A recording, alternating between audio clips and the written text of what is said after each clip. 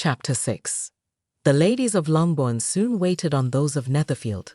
The visit was soon returned in due form. Miss Bennet's pleasing manners grew on the goodwill of Mrs. Hurst and Miss Bingley, and though the mother was found to be intolerable, and the younger sisters not worth speaking to, a wish of being better acquainted with them was expressed towards the two eldest by Jane. This attention was received with the greatest pleasure, but Elizabeth still saw superciliousness in their treatment of everybody, hardly excepting even her sister, and could not like them.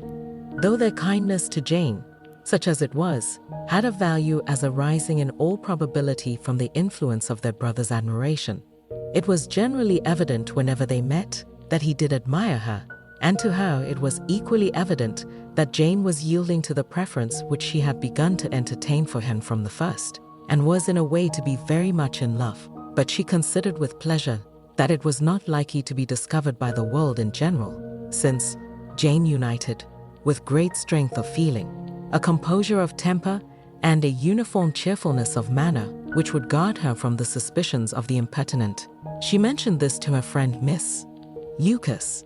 "It may perhaps be pleasant," replied Charlotte, "to be able to impose on the public in such a case, but it is sometimes a disadvantage to be so very guarded.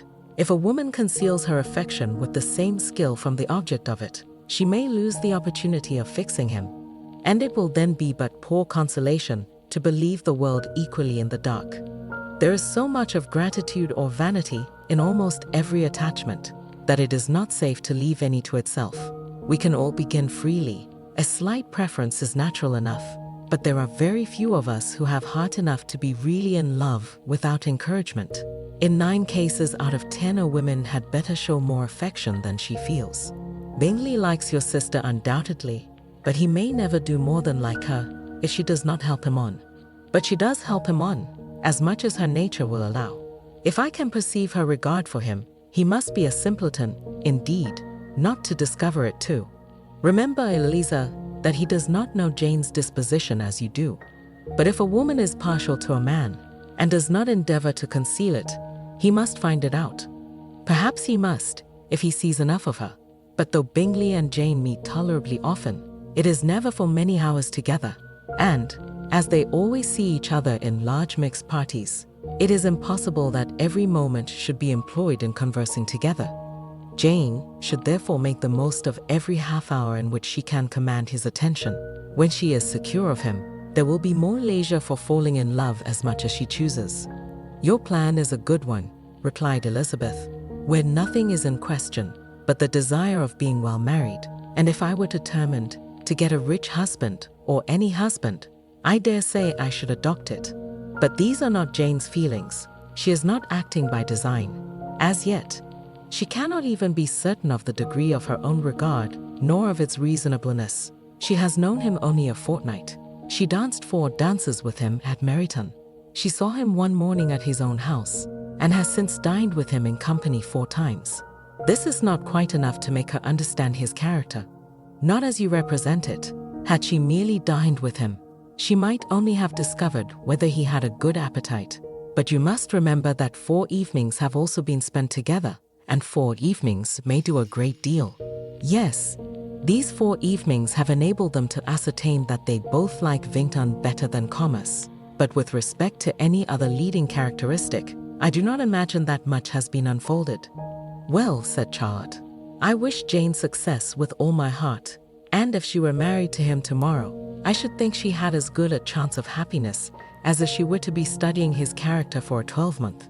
Happiness in marriage is entirely a matter of chance. If the dispositions of the parties are ever so well known to each other, or ever so similar beforehand, it does not advance their felicity in the least. They always continue to grow sufficiently unlike afterwards to have their share of vexation, and it is better to know as little as possible of the defects of the person with whom you are to pass your life." "You make me laugh, Charlotte, but it is not sound. You know it is not sound, and that you would never act in this way yourself." Occupied in observing Mr. Bingley's attentions to her sister, Elizabeth was far from suspecting that she was herself becoming an object of some interest in the eyes of his friend.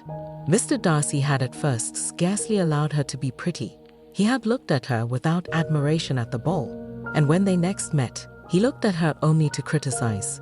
But no sooner had he made it clear to himself and his friends that she hardly had a good feature in her face, than he began to find it was rendered uncommonly intelligent by the beautiful expression of her dark eyes. To this discovery succeeded some others equally mortifying. Though he had detected with a critical eye more than one failure of perfect symmetry in her form, he was forced to acknowledge her figure to be light and pleasing, and in spite of his asserting that her manners were not those of the fashionable world, he was caught by their easy playfulness. Of this she was perfectly unaware. To her he was only the man who made himself agreeable nowhere, and who had not thought her handsome enough to dance with. He began to wish to know more of her, and as a step towards conversing with her himself, attended to her conversation with others. His doing so drew her notice. It was at Sir William Lucas's, where a large party were assembled. "What does Mr. Darcy mean," said she to Charlotte, "by listening to my conversation with Colonel Forster?" "That is a question which Mr. Darcy only can answer. But if he does it any more, I shall certainly let him know that I see what he is about. He has a very satirical eye, and if I do not begin by being impertinent myself, I shall soon grow afraid of him." On his approaching them soon afterwards, though without seeming to have any intention of speaking, Miss Lucas defied her friend to mention such a subject to him, which immediately provoking Elizabeth to do it, she turned to him and said, "Did you not think, Mr. Darcy, that I expressed myself uncommonly well just now, when I was teasing Colonel Forster to give us a ball at Meryton?" With great energy. "But it is always a subject which makes a lady energetic." "You are severe on us. It will be her turn soon to be teased," said Miss Lucas. "I am going to open the instrument, Eliza, and you know what follows. You are a very strange creature by way of a friend, always wanting me to play and sing before anybody and everybody. If my vanity had taken a musical turn, you would have been invaluable, but as it is, I would really rather not sit down before those who must be in the habit of hearing the very best performers." On Miss Lucas's persevering, however, she added, "Very well, if it must be so, it must." And gravely glancing at Mr. Darcy, "There is a fine old saying, which everybody here is of course familiar with, 'Keep your breath to cool your porridge,' and I shall keep mine to swell my song." Her performance was pleasing, though by no means capital. After a song or two, and before she could reply to the entreaties of several that she would sing again, she was eagerly succeeded at the instrument by her sister Mary, who having, in consequence of being the only plain one in the family, worked hard for knowledge and accomplishments, was always impatient for display. Mary had neither genius nor taste, and though vanity had given her application, it had given her likewise a pedantic air and conceited manner, which would have injured a higher degree of excellence than she had reached. Elizabeth, easy and unaffected, had been listened to with much more pleasure, though not playing half so well, and Mary, at the end of a long concerto, was glad to purchase praise and gratitude by Scotch and Irish airs, at the request of her younger sisters who, with some of the Lucases and 2 or 3 officers, joined eagerly in dancing at one end of the room. Mr. Darcy stood near them in silent indignation at such a mode of passing the evening, to the exclusion of all conversation, and was too much engrossed by his thoughts to perceive that Sir William Lucas was his neighbor, till Sir William thus began, "What a charming amusement for young people this is, Mr. Darcy. There is nothing like dancing after all. I consider it as one of the first refinements of polished society." "Certainly, sir, and it has the advantage also of being in vogue amongst the less polished societies of the world. Every savage can dance." "Dance?" Sir William only smiled. "Your friend performs delightfully," he continued after a pause, on seeing Bingley join the group, "and I doubt not that you are an adept in the science yourself, Mr. Darcy. You saw me dance at Meryton, I believe, sir." "Yes, indeed, and received no inconsiderable pleasure from the sight. Do you often dance at St. James's?" "Never, sir." "Do you not think it would be a proper compliment to the place?" "It is a compliment which I never pay to any place if I can avoid it." "You have a house in town, I conclude?" Mr. Darcy bowed. "I had once had some thought of fixing in town myself, for I am fond of superior society, but I did not feel quite certain that the heir of London would agree with Lady Lucas. He paused in hopes of an answer, but his companion was not disposed to make any, and Elizabeth at that instant moving towards them. He was struck with the action of doing a very gallant thing, and called out to her, "My dear Miss Eliza, why are you not dancing? Mr. Darcy, you must allow me to present this young lady to you as a very desirable partner. You cannot refuse to dance. I am sure when so much beauty is before you." And taking her hand, he would have given it to Mr. Darcy who, though extremely surprised, was not unwilling to receive it, when she instantly drew back and said with some discomposure to Sir William, "Indeed, sir, I have not the least intention of dancing. I entreat you not to suppose that I moved this way in order to beg for a partner."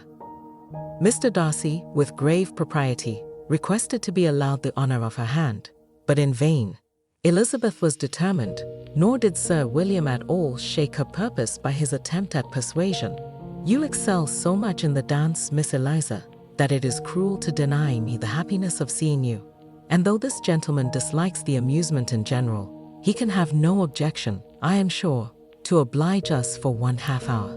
"Mr. Darcy is all politeness," said Elizabeth, smiling. "He is indeed, but considering the inducement, my dear Miss Eliza, we cannot wonder at his complaisance, for who would object to such a partner?" Elizabeth looked archly and turned away.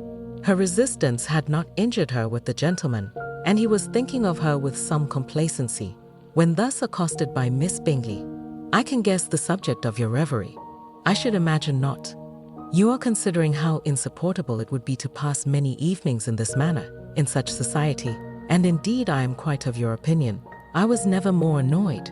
The insipidity, and yet the noise, the nothingness, and yet the self-importance of all those people. What would I give to hear your strictures on them? You conjecture is totally wrong, I assure you. My mind was more agreeably engaged. I have been meditating on the very great pleasure which a pair of fine eyes in the face of a pretty woman can bestow." Miss Bingley immediately fixed her eyes on his face, and desired he would tell her what lady had the credit of inspiring such reflections. Mr. Darcy replied with great intrepidity, "Miss Elizabeth Bennet." "Miss Elizabeth Bennet," repeated Miss Bingley. "I am all astonishment. How long has she been such a favorite? And pray, when am I to wish you joy?" "That is exactly the question which I expected you to ask. A lady's imagination is very rapid. It jumps from admiration to love, from love to matrimony in a moment. I knew you would be wishing me joy. Nay, if you are serious about it, I shall consider the matter is absolutely settled. You will be having a charming mother-in-law indeed. And of course, she will always be at Pemberley with you." He listened to her with perfect indifference, while she chose to entertain herself in this manner. And as his composure convinced her that all was safe, her wit flowed long,